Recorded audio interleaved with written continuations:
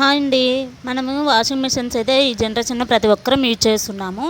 కానీ tub clean అనేది చాలామంది చేసుకోవడం లేదండి. అలా టబ్ క్లీన్ చేసుకోకపోవడం వల్ల ఎంత బ్రాండెడ్ వాషింగ్ మిషన్ అయినా, ఎన్ని లక్షలు ఖర్చు పెట్టి కొన్న వాషింగ్ మిషన్ అయినా ఖచ్చితంగా రిపేర్ అవుతుంది, పాడైపోతుందండి. వాషింగ్ మిషన్ లైఫ్ రావాలన్నా, బట్టలు మురికిపోవాలన్నా కూడా ఖచ్చితంగా వాషింగ్ మిషన్ యొక్క టబ్ క్లీన్ అనేది చాలా ఇంపార్టెంట్. అట్లీస్ట్ 3 to 6 మంత్స్కి ఒకసారైనా దీన్ని చేసుకోండి. దానికోసం నేను ఫస్ట్ అయితే స్విచ్ ఆన్ చేసేసాను. టబ్ క్లీన్ ఆప్షన్ క్లిక్ చేయలేదండి. ఇంకా మనము మార్కెట్లో మనకు వాషింగ్ మిషన్ కొనేటప్పుడే వాళ్ళే మనకు సజెస్ట్ చేస్తారండి, టబ్ క్లీన్ చేసుకోవాలి. అది కూడా ట్యాబ్లెట్స్ దొరుకుతాయి లేదా పౌడర్ దొరుకుతుంది టబ్ క్లీన్ కోసము, వాటిని తీసుకోండి అని చెప్తూ ఉంటారు. అది ఎక్కువ కాస్ట్ అని చెప్పేసి మనం కొనలేకనో లేదా అంత కాస్ట్ అవసరమా అని చెప్పేసి నెగ్లెక్ట్ చేస్తూ ఉంటాము.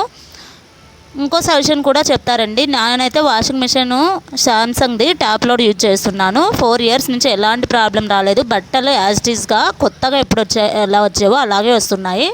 నేనైతే 6 monthsకి ఒకసారి అయితే టబ్ క్లీన్ చేస్తానండి. 3 monthsకు నాకు టైం ఉండదు.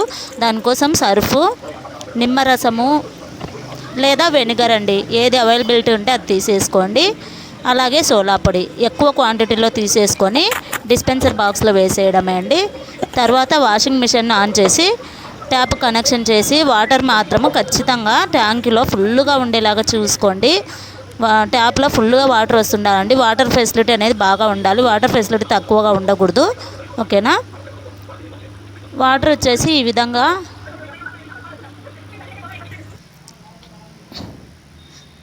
దాదాపు 2 hours అయితే టబ్ క్లీన్ కోసం పడుతుంది. 3 to 4 times అయితే వాటర్ అయితే తీసేసుకుంటుందండి. టబ్ క్లీన్ ఎందుకు చేయాలి అని మీ డౌట్ మీకు ఉంటుంది కదా. టబ్ క్లీన్ చేయాలి అనేది ఎందుకు అంటే బట్టలు మురికిపోకుండా ఉన్నాయి అని చెప్పేసి చాలామంది అనుకుంటూ ఉంటారు.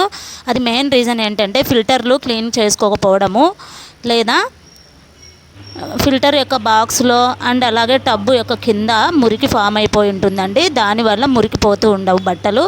అండ్ అలాగే బట్టలు మురికిపోవడమేమో కానీ టబ్బులో ఉండే మురికి, ఫిల్టర్ బాక్స్లో ఉండే మురికి అంతా మళ్ళీ బట్టలకి అంటుకొని మురికిలాగా కనిపిస్తుంటాయి. ఖచ్చితంగా ప్రతి ఒక్కరైతే వాషింగ్ మిషన్ టబ్ క్లీన్ చేయడానికి ఖచ్చితంగా ట్రై చేయండి. టైం లేకపోయినా సరే 6 monthsకి ఒకసారి ఖచ్చితంగా ట్రై చేయండి. ఎందుకంటే అడుగున వాషింగ్ మిషన్ యొక్క టబ్బు కింద పేరుకొని పోయి ఉంటుందండి. దీనిలో 3 ప్రాసెస్లు ఉంటాయి. వాష్, రిన్ను, స్పిన్ అండి. 3 ప్రాసెస్లు అయిపోవడానికి దాదాపు 2 hours అయితే పడుతుంది. సో చూడండి, ఈ విధంగా బ్యాడ్గా ఉంటుందండి. టబ్బు కింద వచ్చేసి ఈ మురికి నీరంతా అవుట్లెట్ ద్వారా బయటికి వెళ్ళిపోతుంది మనం టబ్ క్లీన్ చేయడం వల్ల. అంతేకాకుండా వాషింగ్ మిషన్ టబ్బు కానీ వాషింగ్ మిషన్ కానీ చాలా కొత్త దానిలాగా ఉంటుంది. వాషింగ్ సైకిల్ కూడా కొత్త వాటిలాగా ఇస్తుందండి. బట్టలు బాగా ఎప్పటిలాగానే కొత్తదిగా వాష్ అయ్యి వస్తాయి. సో అన్ని లక్షలు ఖర్చు పెట్టి జస్ట్ 2 hours కోసం మనము టబ్ క్లీన్ చేసుకోకుండా ఉండడం వల్ల జరిగే నష్టం ఏంటో మీకు తెలిసింది కదా. సో ప్రతి ఒక్కరైతే వీడియో నచ్చితే లైక్ చేయండి, కామెంట్ చేయండి, వీలైతే ఫాలో అవ్వండి. మరిన్ని మంచి యూస్ఫుల్ వీడియోస్ కోసం ప్లీజ్ సపోర్ట్ ఇవ్వండి. ఓకేనా ఫ్రెండ్స్.